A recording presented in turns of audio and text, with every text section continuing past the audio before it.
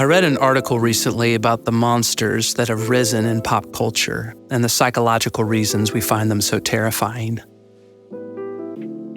Vampires, for example, have always represented the fear of disease in a time when bacteria and viruses were not understood. Dr. Frankenstein's monster was a depiction of scientific progress as we came to fear not what we don't know, but what we do, and the unforeseen consequences our understanding would come to bear. Even more recently, the Frankenstein myth was retold in James Cameron's The Terminator.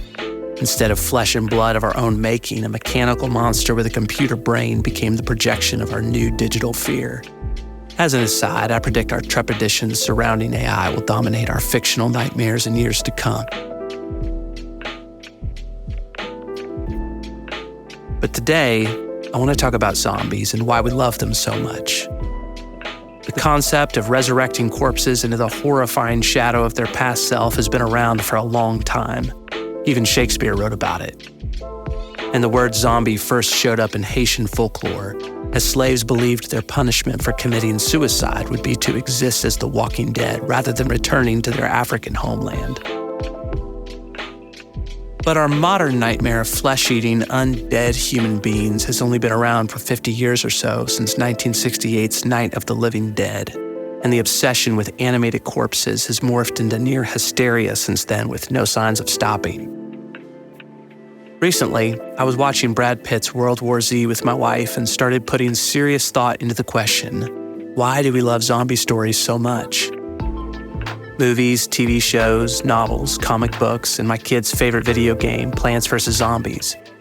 This idea has taken deep root in the public's imagination. It even shows up in language to describe a tired person who just wants to veg out.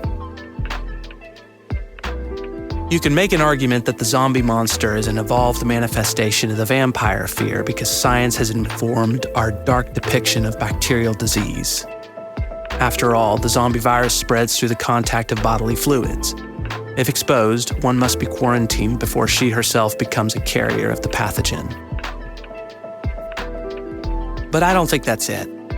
Our ability to combat viruses with vaccines and medicine has only gotten better, and notwithstanding the COVID pandemic, the fear of getting sick and dying is declining, not increasing. No, I think the zombie apocalypse myth can be summarized like this.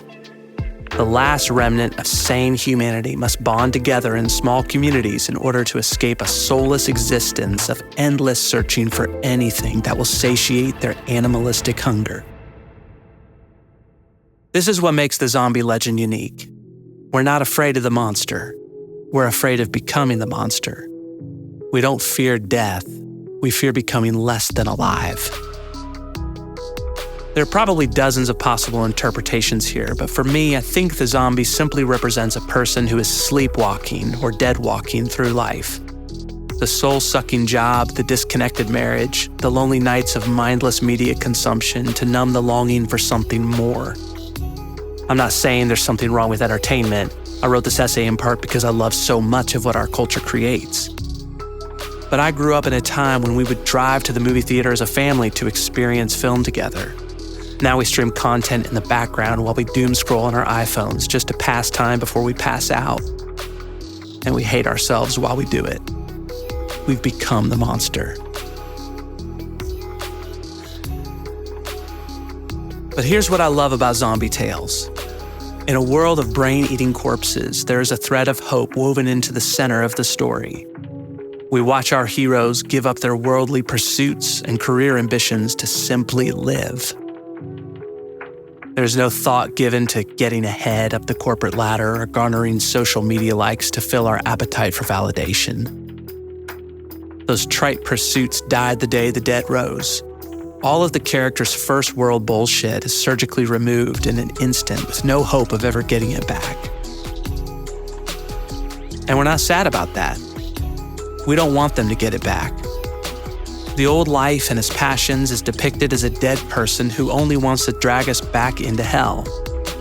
In fact, the appeal of zombie horror is not really a fear of the dystopian creature we dread becoming. We already live in the spiritual version of that reality, and we've already become the monster. The deeper appeal of the genre is our secret wish to escape our half-dead existence entirely and grab on to dear life.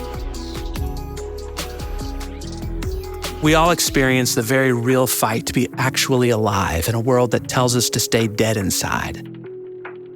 Why try, it asks. Here's a screen and some whiskey. Feel nothing. Be nothing. Become the monster and feel no pain.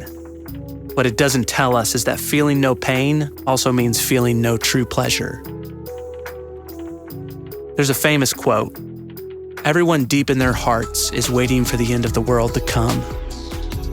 I believe we're all waiting for something to shake us out of our half-alive state into a life more real than we could hope for.